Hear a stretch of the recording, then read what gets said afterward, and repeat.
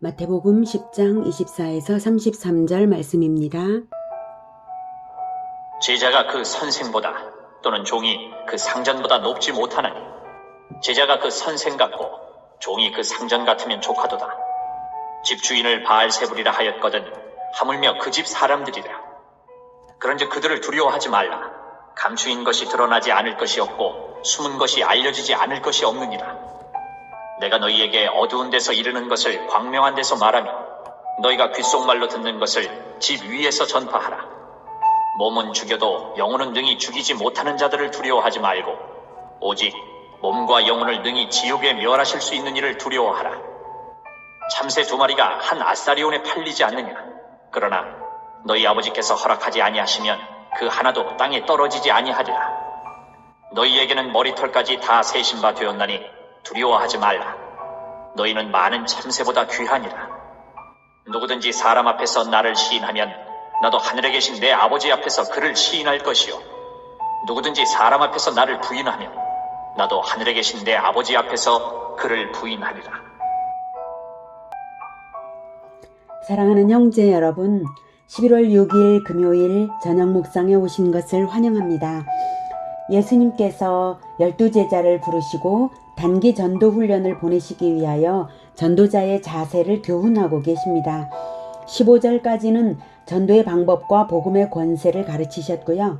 어제 23절까지는 지혜와 순결함으로 하라. 구체적으로는 전도자들이 박해를 당했을 때에 성령을 의지할 것과 끝까지 믿음을 인내로 견딜 것과 또 박해를 통해 복음의 확산을 이룰 암시로서 다른 동네로 피하라는 말씀을 하셨습니다. 이어지는 오늘 24에서 33절의 말씀은 박해에 처한 교회의 마인드가 어떠해야 할지 교훈하십니다. 먼저 24, 25절 집주인을 24절에서 제자가 그 선생보다 또는 그 종이 그 상전보다 높지 못하나니 제자가 그 선생 같고 종이 그 상전 같으면 족하도다. 당시 격언을 인용하신 것이죠. 또 집주인을 바알세불이라 하였거든 하물며 그 집 사람들이랴. 선생인 그리스도께서 박해당하신 것처럼 제자들도 박해를 받게 될 것에 놀라지 말라는 것이죠. 집주인을 바알세불이라. 예수께서 귀신을 쫓아내자 바리새인들이 예수께 비난하면서 했던 그들의 말을 인용하신 것입니다. 바알세불은 귀신들의 왕이라는 의미로 신약에서 사탄을 지칭하는 말입니다. 예수님께 그 말로 탄압했으니 예수 제자들에게도 같은 욕을 주지 않겠습니까? 그래서 놀랄 것도 없는 것이죠. 25절에 종이 그 상전 같으면 족하도다. 스승처럼 제자도 그런 박해를 받는 것을 기쁘게 받으라는 말씀입니다. 이 가르침대로 사도들은 훗날 박해당했을 때에 기뻐했습니다. 사도행전 5장 40, 41절 그들이 옳게 여겨 그들은 사내들인 공회입니다. 사내들인 공회가 의논을 해서 사도들을 불러들여 채찍질하며 예수의 이름으로 말하는 것을 금하고 놓으니 사도들은 그 이름을 위하여 예수님의 이름을 위하여 능욕받는 일에 합당한 자로 여기심을 기뻐하면서 이 채찍질 당한 것을 기뻐하면서 공회 앞을 떠나니라. 네, 그랬었죠. 자, 26절 그런즉 그들을 두려워하지 말라.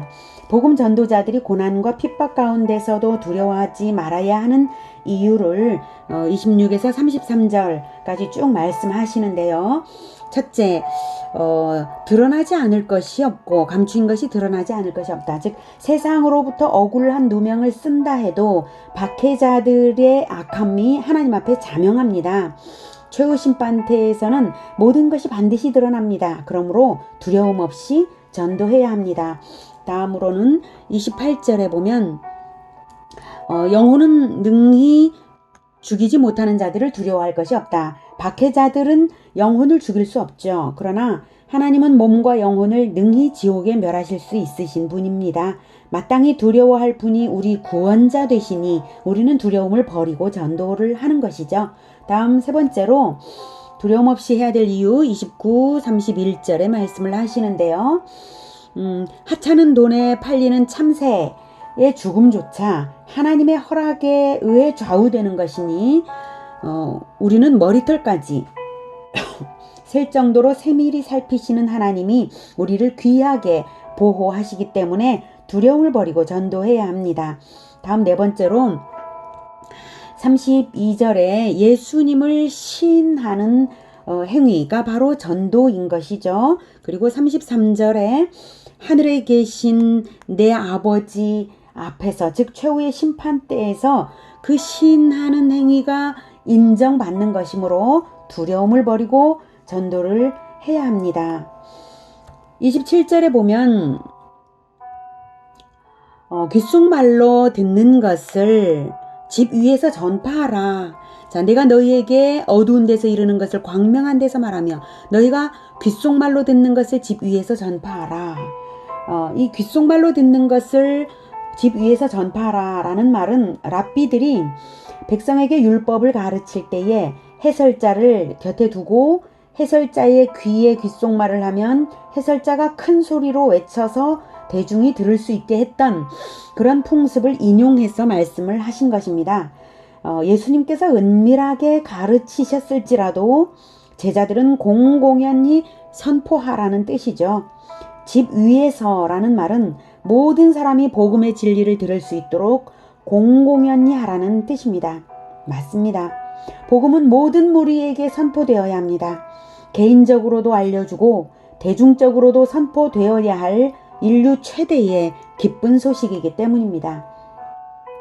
이 말씀대로 사도들은 성령을 받은 후에 곧바로 예루살렘에서 대중적으로 선포하기 시작했고 베드로의 설교를 들은 무리가 3,000명씩 한 번의 설교를 듣고 그만큼 전도되는 역사가 있었습니다.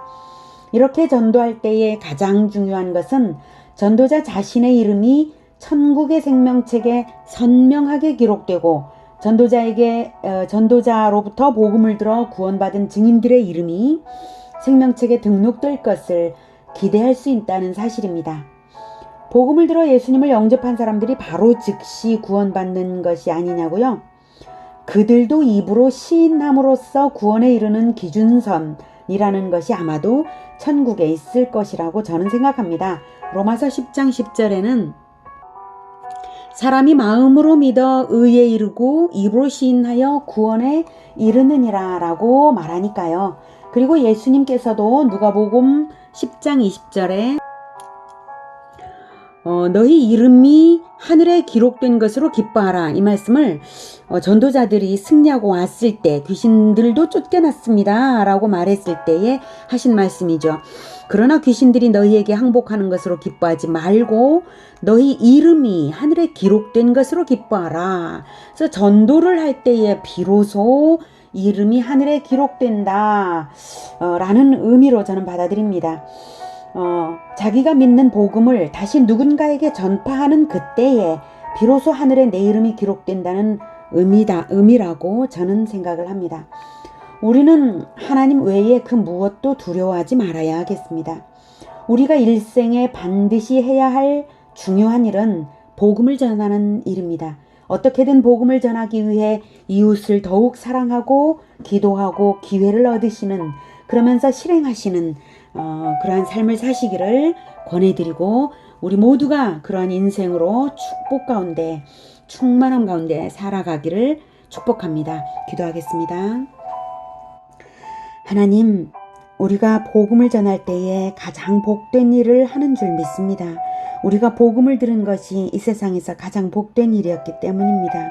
우리가 복음을 믿어서 정말 예수님의 길을 따를 수 있게 된 것이 얼마나 행복한 일인지요. 이것을 다른 사람들에게도 자꾸자꾸 알려줄 수 있도록 우리의 마음 중심을 붙들어 더욱 담대하게 하여 주시옵소서. 우리가 담대하게 나아가겠습니다.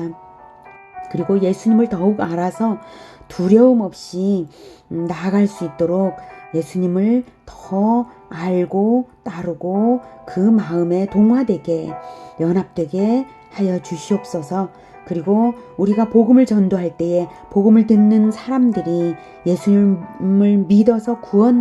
구원을 많이 받을 수 있기를 또한 간절히 바랍니다. 이 복음이 제주도 전역에 퍼지게 하여 주시옵소서. 우리 교회를 통하여 많은 사람들이 구원받게 하여 주시옵소서. 예수님의 이름으로 기도드립니다. 아멘. 이어지는 시간은 개인 기도 시간입니다.